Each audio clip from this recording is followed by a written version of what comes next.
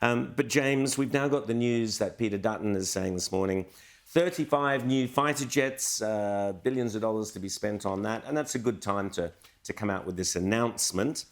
Albanese and the Chinese, weak stuff. I'm so glad Dutton's buying stealth fighter jets. Elbow would probably come out and buy a few new Virgin jets so we could have some Virgin pilots patrolling the borders. I just could not believe the fiasco we had this week, where we are assured by government ministers that, we had the highest level of surveillance. Yes. If you are surveilling Chinese warships and you don't notice they're firing live rounds... You don't notice them, yeah.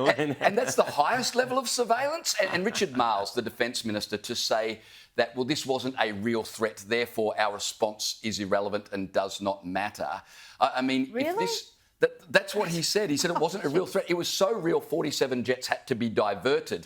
I'm pretty sure commercial airliners thought it was a real threat. The other thing that the Defence Minister said is he said it's not a concern that our close allies, New Zealand, who were partnering with us in this surveillance, didn't get the message to us until, 40, 50 minutes later? After. And he dismissed that as unimportant. It gives you zero confidence in this government's ability to defend us at all. Absolutely. Well, they don't even seem to have the will, let alone do we even have the ability to do this. And I'll be talking about this after the break, but Australia possibly should stop antagonising some of our greatest allies during this period, because just finally on what Albanese said in terms of the Ukraine deal, we're also negotiating an exemption to tariffs against Australian steel, aluminium.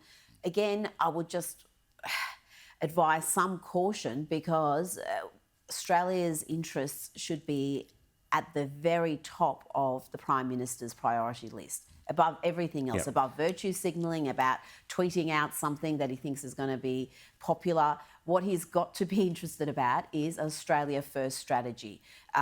You might want to call it something else, because that sounds a bit like the Trump agenda, but this is what Australians want. We want to have a Prime Minister that prioritises our country and our interests and our living standards and our safety above all else. And I don't think any sort of reasonable person can look at the last 2.5 years and say that. Yeah, absolutely, I agree.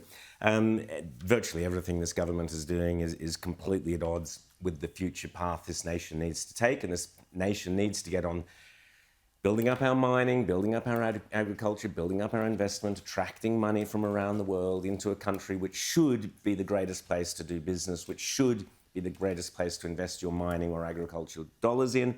And instead, we're doing the complete opposite. We're making it as difficult as possible for investment to come here. We're driving it away. This government is so bad, it's got to go. But we've got to make sure that the coalition does a much, much better job of putting, as Rita says, Australia first. Well, one of the most underreported stories, I think, at the moment, James, is the fact that we are in a recession, a per capita recession. We've been in it for, 7 quarters now?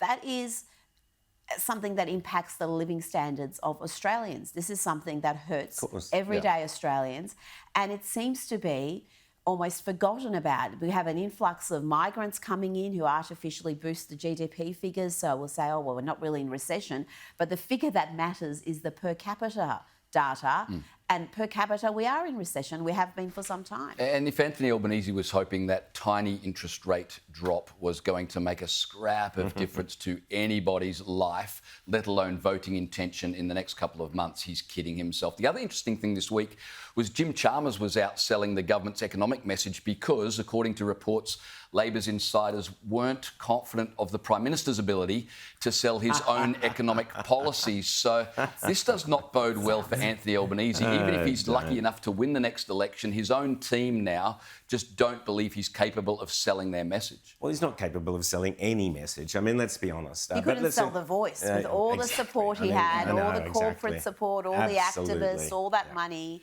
and lost, 60-40?